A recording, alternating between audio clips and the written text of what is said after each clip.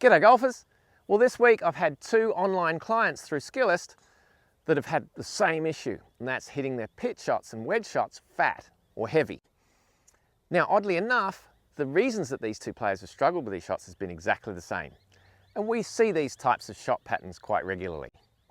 So today's lesson is part of our pitching series, helping you to improve your contact with your pitch shots. And we've got a full training guide in the description below for you to just click on that link, and that's all relevant to today's lesson.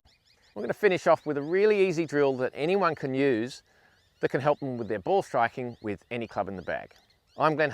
Welcome to Aussie Golf Pros, where we help you make the most of your game.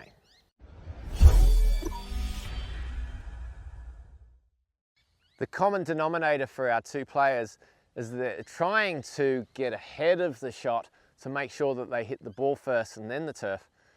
But in reality, that's making it harder for them to be consistent with their ball striking. They're getting to the backswing and then they're swaying forward, getting their eyes ahead of the golf ball, which is going to make it very difficult for them to hit the ball cleanly.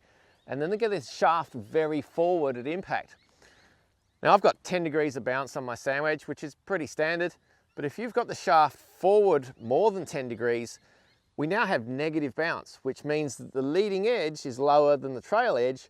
And if the leading edge is hitting the ground first, especially if it's soft, then you have virtually 0 margin of error. You've got to really make sure you hit the ball and then the turf immediately afterwards.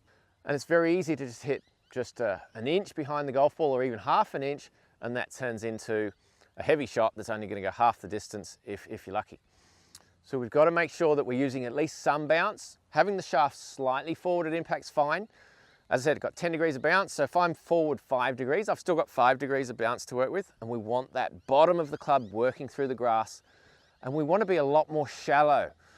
If we're getting ahead of the ball here, we're getting too steep into the shot, and it's very easy to chunk it into the ground.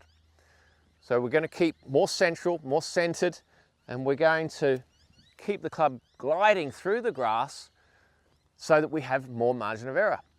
My goal here is to sweep the grass and have the club sweeping along for 3 or 4 inches through the grass.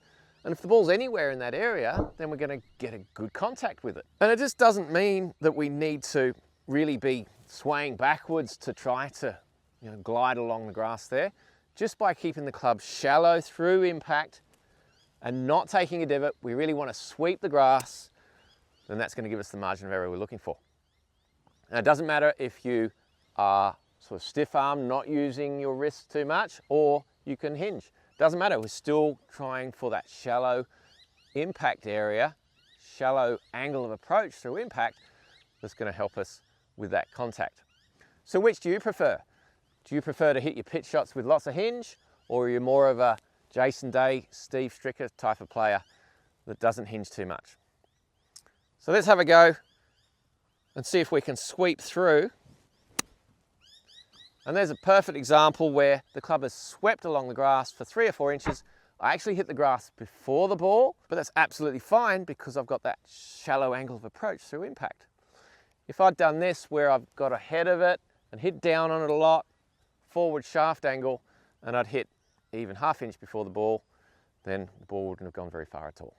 If you're having trouble contacting your wedges, your half shots, your 3/4 shots, and even your full shots, then quite often it's to do with the height the club is coming in to hit the golf ball and the ground. Too high and you hit the thin shot, too low and you can get that heavy shot. Sounds simple, but let's forget technique and why it's happening for a moment, and let's just work on developing some skill. So regardless of what level of golf you're at, I bet you could do this, where you just have a swing and you miss the ground. Of course you can do it, but then do the opposite, have a swing and hit the mat quite firmly. And if you can, get to a patch of grass that you don't mind digging up and actually take a nice deep divot out of the ground. What this does, it helps you to recalibrate and get an idea of where the ground is and to be much more aware of where the club head is in space and getting the height of your swing just right. And that gives us that margin of error and our best chance of contacting the golf ball. Then do it with the golf ball. So first up, a thin shot. Now we can all do that, and then hit a heavy shot. Same setup, no changes technically, just swinging lower, and that if it had been on the grass would have not gone very far at all because it was very heavy.